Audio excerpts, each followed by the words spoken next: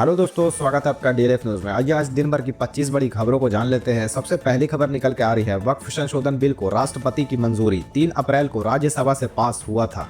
शनिवार देर शाम राष्ट्रपति द्रौपदी मुर्मू ने वक्फ बिल को मंजूरी दे दी। सरकार ने नए कानून को लेकर गजेट नोटिफिकेशन जारी किया है। इस बिल पर 2 और 3 अप्रैल को लोकसभा राज्यसभा में 12-12 घंटे की चर्चा के बाद पास हुआ था। आपको बता दें कि राज्यसभा में 128 सदस्यों ने इसे समर्थन दिया था, जबकि 95 इसके विरोध में थे। वहीं विधानसभा में 288 सांसदों ने समर्थन दिया था, जबकि 232 ने विरोध में वोट डाला था। चलिए अगली खबर आ रही है, जम्मू कश्मीर के भरतवाह में इंटरनेट बंद, हिंदूवादी नेता के आपत्तिजनक बयान से माहौल बिगड़ा। जम्मू कश्मीर के भरतवाह में एक हिंदूवादी नेता के आपत्तिजनक बयान के बाद शनिवार को शहर में सांप्रदायिक विरोध प्रदर्शन हुआ। इसके बाद मोबाइल इंटरनेट सेवाएं बंद कर दी गई। आपत्तिजनक बयान देने के आरोप में वीरेंद्र राजदान के खिलाफ मामला दर्ज किया गया है। पुलिस उसे गिरफ्तार करने के लिए छापेमारी कर रही है। वहीं अगली खबर आ रही है, मंडी पहुंची भाजपा सांसद कंगना रनौत, कहा जितना पाकिस्तान का क्षेत्रफल उससे ज्यादा जमीन वक्फ के पास, कुछ बोलो तो देते थे धमकियां। कंगना रनौत ने मंडी की एक जनसभा में कहा कि जब देश आजाद हुआ तो ऐसा कहा गया था कि पाकिस्तान के हिंदू यहाँ आ जाए और यहाँ के मुसलमान पाकिस्तान चले जाए। हिंदू यहाँ आ तो गए, लेकिन पाकिस्तान सरकार ने उनकी जमीन जब्त कर ली और जब भारत से मुसलमान पाकिस्तान गए तो उन्होंने सारी जमीन वक्फ को दे दी। कंगना ने कहा जितना क्षेत्रफल पूरे पाकिस्तान का नहीं, वक्फ उतना क्षेत्रफल लेकर बैठे हुए हैं। चलिए अगली खबर आ रही है, ब्लास्ट में जिनके चीथड़े उड़े उनकी पहचान हुई। गुजरात पटाखा फैक्ट्री में गई थी जान, देवास में हुआ अंतिम संस्कार। गुजरात में बनासकांठा पटाखा फैक्ट्री में विस्फोट में जान गंवाने वाले 2 लोगों की पहचान हो गई है। इन शवों का डीएनए टेस्ट कराया गया।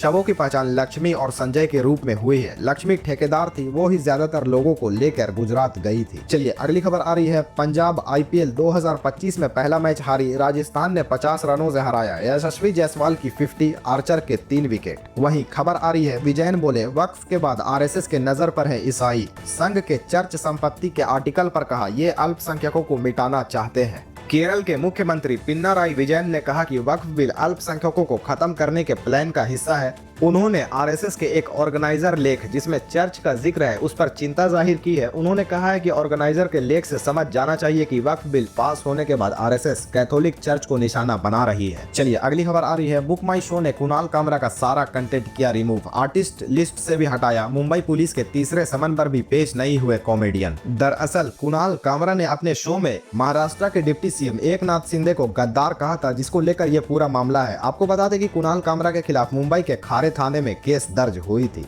चलिए अगली खबर आ रही है, मणिपुर में शांति बहाली पर दिल्ली में बैठक हुई है। केंद्र से मिले मैती कुकी समुदाय के प्रतिनिधि, राज्य में 23 महीनों से हिंसा जारी। केंद्र सरकार ने शनिवार को दिल्ली में मैती और कुकी समुदायों के प्रतिनिधियों के साथ बैठक की है। बैठक का मकसद दोनों समुदायों के बीच विश्वास बहाली और स्थायी शांति स्थापना था।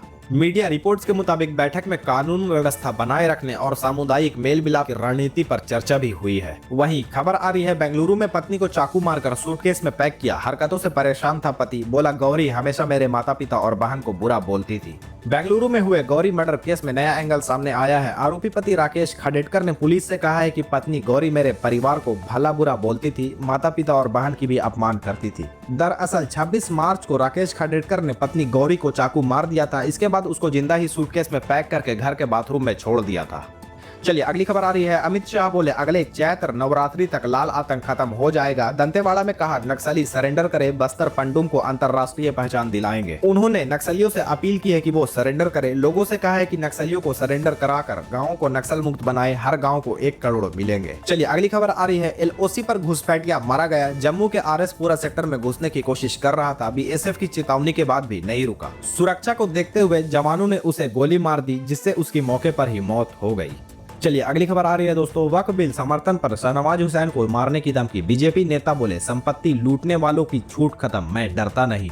आपको बता दें कि वक्फ बिल का समर्थन करने की वजह से पूर्व मंत्री शाहनवाज हुसैन को धमकियां मिल रही है। उन्हें फोन करके जान से मारने की धमकी दी जा रही है। सोशल मीडिया पर भी धमकाया जा रहा है। शनिवार की शाम शाहनवाज हुसैन ने मिल रही धमकियों की शिकायत डीजीपी विनय कुमार से की है। वहीं खबर आ रही है कि आरिफ मोहम्मद खान बोले वक्फ संपत्तियों पर गैर मुस्लिमों का भी हक। गवर्नर ने कहा पटना में वक्फ की कई संपत्तियां, एक भी अनाथालय अस्पताल नहीं खुला। बिहार के राज्यपाल आरिफ मोहम्मद खान ने लोकसभा और राज्यसभा में पास हुए वक्फ संशोधन बिल का समर्थन किया है। उन्होंने कहा है कि वक्फ की संपत्तियां अल्लाह की मानी जाती है, इसका इस्तेमाल गरीबों, जरूरतमंदों और जनहित के लिए होना चाहिए। गैर मुस्लिमों का भी वक्फ की संपत्तियों पर बराबर हक है। चलिए अगली खबर आ रही है दोस्तों, वडोदरा हिट एंड रन, आरोपी गांजा पीकर गाड़ी चला रहा था, फोरेंसिक रिपोर्ट में हुआ खुलासा, हादसे में 1 की मौत और 7 घायल हुए थे।